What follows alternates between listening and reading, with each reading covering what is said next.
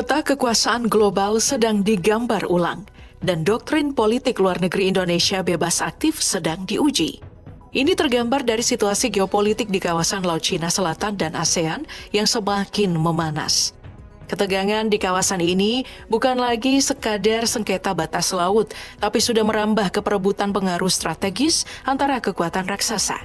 Awal April tahun 2025, dikabarkan bahwa Rusia sedang membujuk Indonesia terkait pembangunan pangkalan militer di Papua. Tentu saja ini mengkhawatirkan, mengingat Amerika Serikat sedang menambah kehadiran armada militernya di Filipina dan memperkuat jaringan militernya bersama Australia dan Inggris. Sedangkan China semakin agresif memperluas pangkalan militernya di Kepulauan Spratly.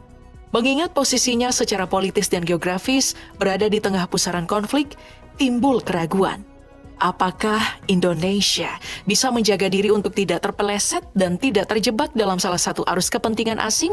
Posisi Indonesia secara geografis bukanlah kaleng-kaleng. Sebagai pintu gerbang dan penghubung dua samudera besar, Hindia dan Pasifik, alur laut Kepulauan Indonesia atau ALKI merupakan jalur laut yang sangat ramai dan menjadi urat nadi perekonomian global. Lebih dari 40% lalu lintas pelayaran dan perdagangan dunia melintasi 3 koridor ALKI, yakni Selat Malaka, Laut Jawa, dan Laut Banda.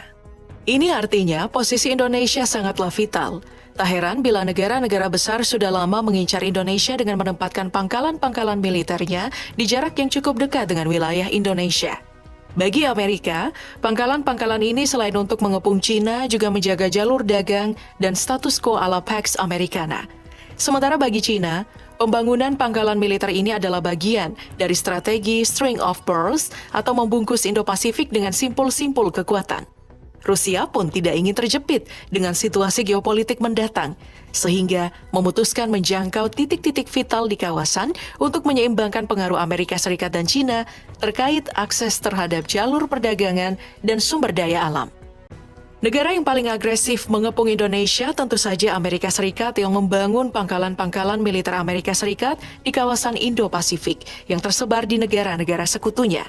Keberadaan pangkalan-pangkalan ini merupakan bagian dari strategi Amerika Serikat untuk mengontrol Indo-Pasifik dan menjaga pengaruhnya di jalur perdagangan global, terutama Selat Malaka yang menjadi salah satu titik tersibuk dunia.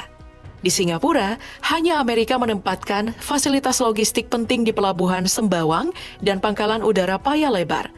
Kedua pangkalan ini untuk menopang armada ke-7 Angkatan Laut Amerika Serikat dan fasilitas operasional bagi 180 personil Angkatan Udara dan Marinir Amerika Serikat.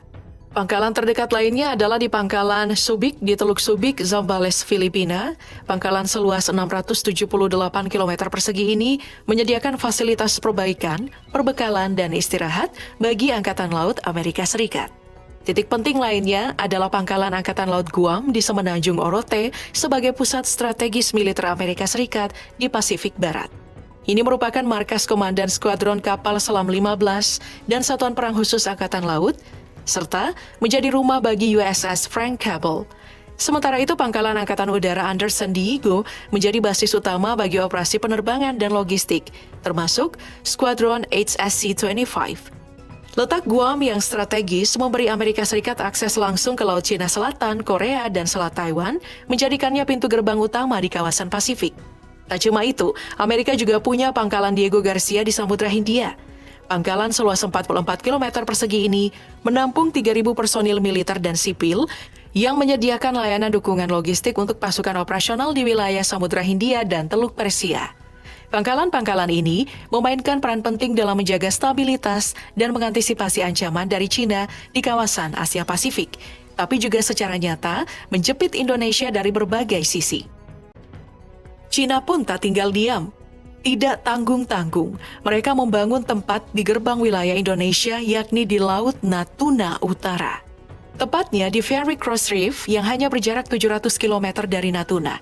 Pangkalan ini memiliki landasan pacu sepanjang 3,3 km yang bisa dipakai oleh pesawat pengangkut bom nuklir Shan H-6 yang berkecepatan 1.050 km per jam dan berdaya jelajah hingga 6.000 km. Jadi hanya butuh 40 menit untuk menjangkau teritori Indonesia dan menerjunkan bom nuklir. Di utara, tepatnya di Provinsi Sihanoukville, Kamboja, sejak tahun 2022, China juga membangun pangkalan militernya yang diberi nama Pangkalan Angkatan Laut Ream. Citra satelit menunjukkan pesatnya pengembangan kawasan seluas 190 hektar tersebut yang diyakini berisi fasilitas militer yang mencakup hanggar perahu patroli, gudang amunisi, dan menara pengawas. Diperkirakan, 1.315 personil Angkatan Laut Kamboja dan 760 militer Cina ditempatkan di sana, lengkap dengan sistem pertahanan pantai yang dibekali meriam otomatis 76 mm, serta peluncur peluru kendali anti kapal. Pangkalan ini mendampingi fasilitas militer lain Cina di Zamora Reef di Kepulauan Spratly, yang dibangun untuk memperluas patroli dan pengaruh di Laut Cina Selatan, wilayah sengketa dengan Filipina dan Vietnam.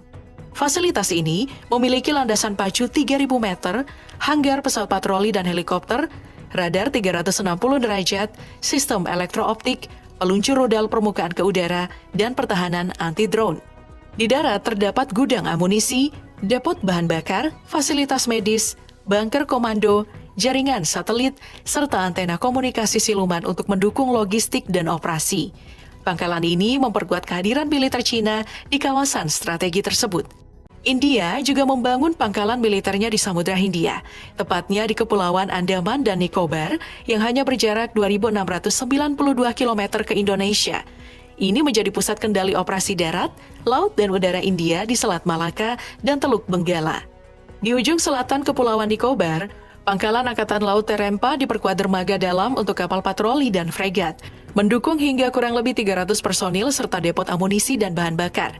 Sementara itu, Pangkalan Udara Bass di Great Nicobar memiliki landasan 2.350 meter yang mampu menampung pesawat patroli maritim P-8I serta helikopter, dilengkapi radar pantai dan hanggar pemeliharaan untuk sekitar 150 awak udara. Secara keseluruhan, kompleks ini menampung sekitar 600-700 personil. Kedua pangkalan bisa dengan efektif memblokade arus lalu lintas di Selat Malaka dan Laut Jawa. Sementara itu, sebagai anggota Five Power Defense Arrangements di kawasan Indo-Pasifik bersama Amerika Serikat, Australia, Malaysia, Singapura, dan Selandia Baru, militer Inggris juga memanfaatkan pangkalan di Pelabuhan Sembawang. Bekas pangkalan besar Angkatan Laut Inggris ini dibangun pada tahun 1938 dan tetap beroperasi sebagai fasilitas logistik dan pengisian bahan bakar. Meskipun personilnya hanya 30 orang, namun perannya sangat strategis, terutama karena terletak di dalam kawasan Sembawang Naval Shipyard yang memberikan akses strategis ke Selat Malaka. Tak cuma di Singapura, militer Inggris juga menempatkan 3 garnison di Brunei, tepatnya di Kem Sitang, Medicina Lines, dan Tucker Lines. Pangkalan ini adalah markas pasukan Gurkha Inggris. Sejak 1980, pasukan ini ditempatkan di lahan milik Shell di tengah kompleks markas berupa 545 apartemen dan bungalow di Kuala Belait.